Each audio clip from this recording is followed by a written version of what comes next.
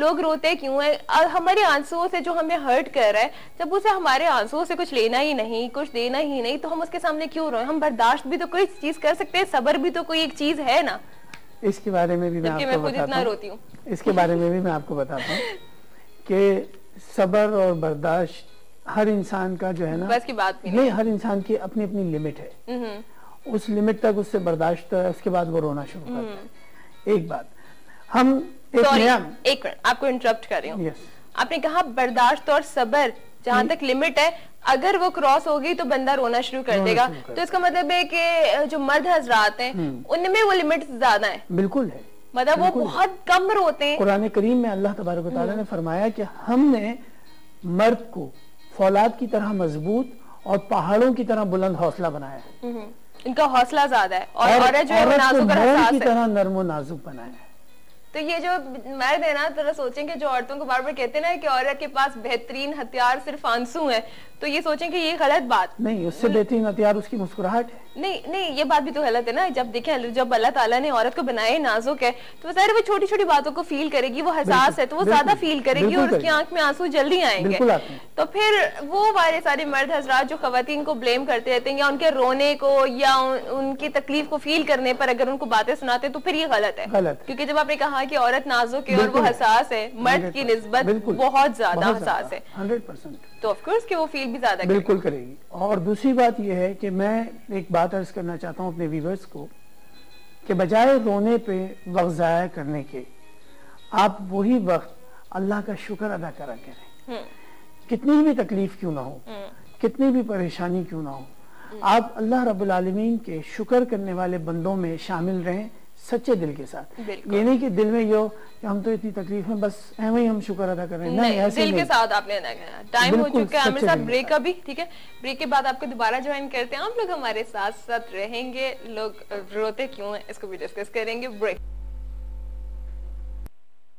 हमारा बड़ा आज ऐसा टॉपिक है कि चेहरे पर तो मुस्कुराहट है, लेकिन बात करें हम रोने के बारे में कि हम रोते क्यों हैं। तो जनाब इसके बारे में काफी ज्यादा लोगों ने अपनी अपनी राय का इजहार तो कर दिया है। बनावटी रोते हैं, एवी रोते हैं, मगरमच्छ के आंसू हैं, कुछ लोग कहते हैं खुशी की वजह से रोते हैं, कुछ लोगों का कहना ये है खवातीन तो हर वक्त रोती रहती हैं, और मतलब बहुत सारी बातें डिस्कस हो चुकी हैं। अभी एक साहब ने कहा था, इम्तियाज साहब ने कहा था कि किसी एक रोते हुए बच्चे को भी हंसा दो तो बड़ी अच्छी बात है। तो बाकी और अल्लाह ताला के सामने जब हाजिर हों तो वो वाले रोने की तो बात ही अलग है, वो तो बिल्कुल ही अलग है इन तमाम बातों से कि अगर हम अल्लाह से जब दुआ कर रोते हैं तो उस वक्त तो हमें हर सूरत रोना चाहिए, और अगर रोना ना भी आ रहा हो तो हमारी शक्ल इस तरह से हो कि हमें फील हो रहा हो, हमारी शक्ल रोने वाली और मिस्कीन शक्ल हमें बनानी चाहिए, तो फिर दुआ की कबूलियत भी जल्दी होती है।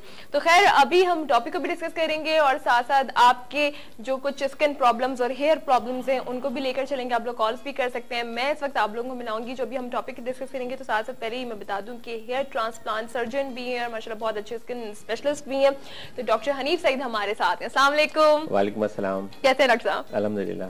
आपने टॉपिक सुना? हाँ, मैंने टॉपिक सुना और मैं सोच रहा था कि अगर मुझसे पूछा जाएगा कि मतलब रोना क्या है और लोग मतलब क्यों रोते हैं, तो मैं उस पर क्या जवाब दूंगा, क्योंकि मतलब मैं तो ज्यादातर हंसता रहता। कितनी अच्छी बात है, हमारी दुआएं क्या हमेशा हंसते हैं। अच्छा, लेकिन सब ना सिर्फ मैं हंसता रहता हूँ बल्कि मतलब लोगों को भी हंसाने की कोशिश करता हूँ। तो मेरा ख्याल है कि मतलब खुश रहना चाहिए और लोगों को खुश रखने की कोशिश करना चाहिए। जब आप इस मरहले से गुजरते हैं, खुश रहते हैं और दूसरों को खुश रखने की कोशिश करते हैं, तो जो रोने वाले एलिमेंट्स हैं ना वो फिर वो बहुत पीछे चले जाते हैं। ठीक है, रोना आता है, मतलब बाज़ औक़ात बहुत सारी जो यादें होती हैं, खूबसूरत यादें, उनको फील करके, उनको याद करके रोना आता है। कुछ खूबसूरत लोग होते हैं, बहुत करीबी हसीन लोग होते हैं, बड़े मोहब्बत करने वाले लोग होते हैं जो जिंदगी से मतलब दूर चले जाते हैं या दुनिया से चले जाते हैं, तो वो फिर मतलब रोना आता है। दिल जो है तो अफसुर्दा होता है, डिप्रेशन में जाता है तो रोना आता है। तो लेकिन इंसान को ये जो एलिमेंट्स है ना सारे, ये अपनी जात तक महदूद रखने चाहिए। अपना गम जो है वो दूसरे के ऊपर नहीं, अपनी जात तक, दूसरों के सामने कोशिश ये करें कि आप हंसते मुस्कुराएं और दूसरों को भी मुस्कुराने पे मजबूर। अपना गम जो है वो अपने कहकहों में छुपा ले। और तब मैंने आज भी मुझसे एक साहब ने पता है क्या बोला था, कहने का ना आप ये सवाल करती यार, ये टॉपिक रखती कि लोग रुलाते क्यों है। मैंने कहा ये जो टॉपिक रखा है ना इसमें भी आपको एक मैसेज मिलेगा। तो वो मैसेज में यही कह रही थी कि लोग सब्र करें थोड़ा सा। सबके अपने अपने मसाइल हैं, अपने अपने डिप्रेशन हैं, हर एक को मतलब हर एक को अपना मसला जो है वो दूसरे के मसले से ज्यादा बड़ा लगता है, हर एक को अपनी परेशानी दूसरे की परेशानी से ज्यादा बड़ी लगती है। हालांकि ऐसा नहीं है। अगर मतलब मैं जिंदगी की किसी स्टेज पर हूँ, मेरे साथ जो प्रॉब्लम है, तो जो दूसरा जो मुझसे निचले दर्जे पर है या मुझसे ऊपर है, उसके साथ उसके प्रॉब्लम उसी सतह के हैं, उसी की हैसियत के मुताबिक हैं, उसी की सकत के मुताबिक हैं, उसी के बर्दाश्त के मुताबिक। डॉक्टर साहब ये बात भी सही ना कि अल्लाह ताला आपकी उससे बढ़कर बर्दाश्त से बढ़कर कोई ये मुझे याद आ गया, मौलाना मोहम्मद हुसैन आजाद का मजमून है, इंसान किसी हाल में खुश नहीं रहता।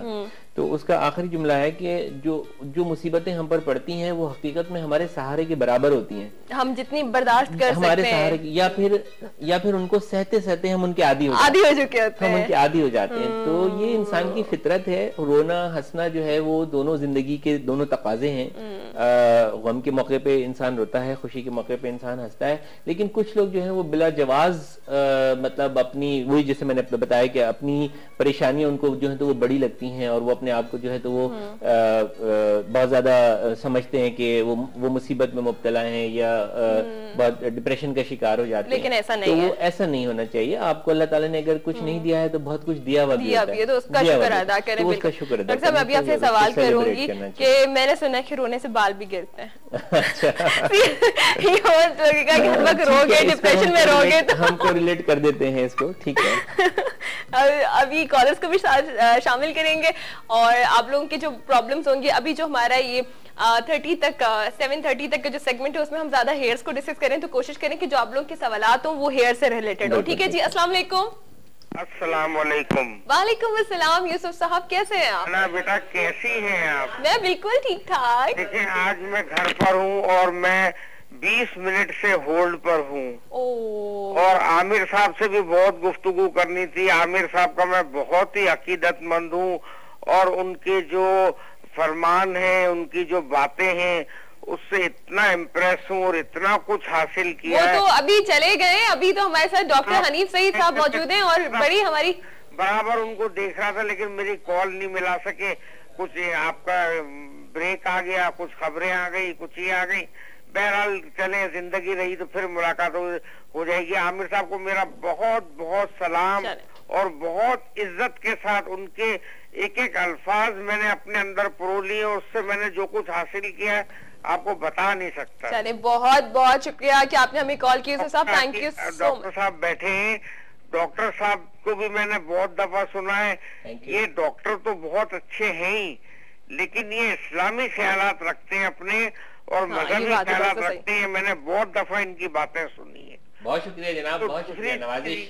तो बहुत डॉक्टर साहब आपसे मिलने का भी बड़ा शौक है, बल्कि मैं मेरे भतीजे को भेजा भी था आपके पास ट्रांसप्लांट के लिए। गार्डन के एरिया से? गार्डन के एरिया। बिल्कुल बिल्कुल बिल्कुल। तो डॉक्टर साहब आप बड़े मजहबी आदमी है, तो मैं ये समझता हूँ कि अल्लाह ताला ने दुनिया में कोई चीज बेकार नहीं पैदा की। बिल्कुल आपकी सोच सही है। टॉपिक से हटके जरा बात कर रहा हूँ, लेकिन आप खुद इंटरेस्टेड होते हैं इस्लामी काम बातों में, उसमें तो आपसे बात कर रहा हूँ कि रोना भी अल्लाह ताला ने एक नेमत दी है हमें, बशर्ते कि हम उसके आगे गिड़गिड़ाएं, बशर्ते कि हम उसकी मखलूक के गम में रोएं, बशर्ते कि हम किसी के काम आने के गम में रोएं, बशर्ते कि हम इस गम में रोएं कि फलां शख्स इतनी मदद लोगों की कर रहा है, हम भी कर सकें, और अपने रोना उस पे हम अपना वक्त खर्च करें तो बहुत ही बेहतर हो। और आना साहिबा आपको बेटा बहुत बहुत मेरी तरफ से दुआएं और डॉक्टर साहब को भी बहुत बहुत सारा, और खास तौर पे आमिर साहब का बहुत शुक्रिया अदा कीजिएगा। बहुत शुक्रिया, thank you so much Yusuf साहब, आपने कॉल की। और यूसुफ साहब आप प्रोग्राम खत्म हो तो फिर मेरे टेलीफोन नंबर जो चल रहे हैं इससे मुझसे राब्ता करें। और जो भतीजे का आपने जिक्र किया तो वो उन्होंने अभी तक कराया काम या नहीं कराया, तो अगर नहीं कराया तो उन्हें दोबारा भेजें, क्योंकि अभी जो है तो वो हेयर ट्रांसप्लांट के हवाले से बहुत नई चीजें सामने आई हैं जो हम इम्प्लीमेंट कर रहे हैं। आप प्रोग्राम देखते रहिए तो उसमें हम बताते हैं। और बहुत ज्यादा डिस्काउंट भी है जनवरी में, तो जो लोग अभी तक नहीं करा सके तो वो तकरीबन 25% डिस्काउंट 25% हमने उनको बताया था उस पर उनको, और 31 जनवरी तक ही है, 31 जनवरी तक है, ठीक है, ये अनाउंस हम कर चुके थे। अभी 31 जनवरी तक 25% डिस्काउंट होगा। और स्पेशली आप लोग जब कहेंगे कि जी हम वाइब से देख कर आए, वाइब चैनल के थ्रू आए, तो डेफिनेटली आपको ये डिस्काउंट जरूर मिलेगा। अच्छा डॉक्टर साहब ये बताइए कि बाल गिरने की तो बहुत सारे हमने रीजन, हमने बहुत सारी चीजों को डिस्कस किया। अभी आपने लास्ट शो में जब हेयर्स पर बात की थी तो आपने कहा था कि अब विदाउट सर्जरी, मतलब ये कि आपके पूरे वो जो होता है पूरा ऑपरेशन सर्जरी जिससे लोग थोड़ा सा डरते हैं, अब इसके बगैर हो रहा है। थोड़ा सा उन लोगों को बताएं जिन्होंने अभी तक इस चीज के बारे में नहीं। हाँ, ये बड़ा कॉमन जो है वो प्रॉब्लम था कि हेयर ट्रांसप्लांट सर्जरी जो हो रही थी उसके रिजल्ट लोगों के सामने आ रहे थे और काफी अच्छे सक्सेसफुल रिजल्ट थे। बड़े बड़े सियासतदानों ने, एंकर पर्सन ने, मीडिया के लोगों ने, अदाकारों ने, आर्टिस्टों ने, गुलकारों ने, खिलाड़ियों ने जो है तो वो हेयर ट्रांसप्लांट सर्जरी कराई और उनके रिजल्ट जब लोगों के सामने आए तो लोगों को यकीन हो गया, मतलब हेयर ट्रांसप्लांट सर्जरी पर यकीन हो गया, उनका एतमाद हो गया कि जी इस प्रोसीजर के जरिए जो है वो खोए हुए बाल हम दोबारा हासिल कर सकते हैं। लेकिन इस तमाम यकीन, एतमाद और तमाम भरपूर नताइज के बावजूद एक फेयर जो था वो कम्युनिटी में मौजूद था। खासतौर पे हमारी जो पाकिस्तानी कम्युनिटी है उनमें एक फेयर मौजूद था कि जी इसमें एक सर्जरी होती है, वो पीछे से जो है तो वो काटते हैं, काट के एक खाल का टुकड़ा जो है तो वो बाहर निकालते हैं, फिर उसको जो है तो वो बंद करते हैं, स्टिचेस लगाते हैं, एक पूरा मतलब बड़ा लेंदी, और शायद वो समझते थे कि कोई तकलीफ दे बंदा तैयार हो जाएगा, बंदे के घर वाले तैयार होते थे कि ठीक है जी बाल नहीं है, पता नहीं सर्जरी के बाद कोई प्रॉब्लम ना हो जाए, या बाज लोगों के कुछ इश्यूज थे कि सर में दर्द हो जाता है या कुछ अरसे नमनेस रहती है या उस जगह पे जहाँ पे सर्जरी होती है वहां पे दर्द होता है। तो इस फेयर की वजह से, इस टेंशन की वजह से, बावजूद इसके कि हेयर ट्रांसप्लांट सर्जरी के रिजल्ट आपके सामने थे और बहुत ही सक्सेसफुल प्रोसीजर जो है तो आपके सामने था, बहुत सारे लोग नहीं करा पा रहे थे।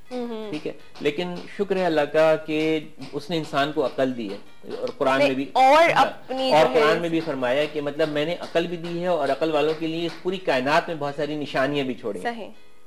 तो जिस तरह इंसान और साइंस जो है वो बतदरीज तरक्की के मदारिज तय करता हुआ बेहतर से बेहतर की तरफ जाता चला जा रहा है। आप देखते थे कि पहले एक टेलीफोन होता था और तार वाला होता था पूरे घर में, अब मतलब बगैर तार के जो है तो वो टेलीफोन होता है। तो इसी तरह अब हेयर ट्रांसप्लांट सर्जरी भी जो है वो बहुत जिद्दत में दाखिल हो गई है और अब वो एक सर्जरी नहीं रही है। मतलब आपके हेयर ट्रांसप्लांट का जो अमल है अब वो नॉन सर्जिकल हो गया है। आपके बाल ये सेटिंग्स पर डिपेंड करता है कि आप आज इतना करवा लें, आप कल इतना करवा लें, है ना? ये हेयर ट्रांसप्लांट का अमल जो है ये सुन ले जितने भी लोग देखने वाले हैं, सुनने वाले हैं और जो अब तक इस खौफ में मुब्तला थे कि ये सर्जरी होगी, बहुत दर्द होगा, तकलीफ होगी, खून निकलेगा, टांके लगेंगे, ऐसा कुछ भी अब नहीं है। अब एशियन कॉस्मेटिक सर्जरी सेंटर में आप बगैर सर्जिकल मेथड के सिर्फ फॉलिकुलर यूनिट एक्सट्रैक्शन टेक्नोलॉजी के जरिए, FUE टेक्नोलॉजी के जरिए बगैर सर्जरी के अपने खोए हुए बाल दोबारा हासिल कर सकते हैं। कोई दर्द नहीं, कोई टांका नहीं, कोई कट नहीं, कोई स्टिच नहीं, और बस आप जितनी देर चाहें उतनी देर बाल लगवाएं, उसके बाद आप अपने घर चले जाएं। अब वाह जबरदस्त, फिर आप अगले दिन अपना टाइम निकाल के फिर आप ये करवाएं। ठीक है, अस्सलाम वालेकुम। एक कॉलर भी, अस्सलाम वालेकुम। अस्सलाम वालेकुम, बहुत सारी दुआओं, बहुत सारे प्यार के साथ। वालेकुम अस्सलाम, thank you so much in बहुत सारी दुआओं के लिए। कैसी हैं जी आप? अल्लाह का शुक्र, ठीक ठाक। और जब पार्टी आया, जब मैंने कॉल करी है जी, थैंक यू आपने कॉल की। क्या कहना चाहेंगी फरजाना जी? जी शुक्र, पहचान लिया। बिल्कुल पहचान लिया। ऐसा हो सकता है कि हम आपको भूल जाएं? अरे वही मैं कह रहा हूँ कि एक रोना वो था जब आप छोड़ के जा रही थी, जब हम दिल से रो रहे थे, और एक वो रोना था जब हम बाई टीवी शाम को आपको देखा तो देख के खुशी निकले। Oh my God, thank you so much, thank you इतनी मोहब्बत के लिए फरजाना जी, थैंक यू सो मच। अपना ख्याल रखिएगा। ओके, अपना ख्याल रखिएगा, अल्लाह हाफ़िज़। अब मैं चाहती हूँ कि थोड़ा सा जो अब आप लोग जो कॉल्स करें ना, थोड़ा सा टॉपिक से रिलेटेड बात करें ताकि आप लोगों को ज्यादा अच्छी अवेयरनेस मिल जाए। जो आपके माइंड में जो डॉक्टर साहब बता रहे हैं उनको सुन के एक नया सवाल आपके जहन में आ जाता है कि अच्छा मैं डॉक्टर साहब से ये पूछ लूँ कि अगर ये होता है तो ये होता है, तो ये सवाल आप लोग कर लीजिए।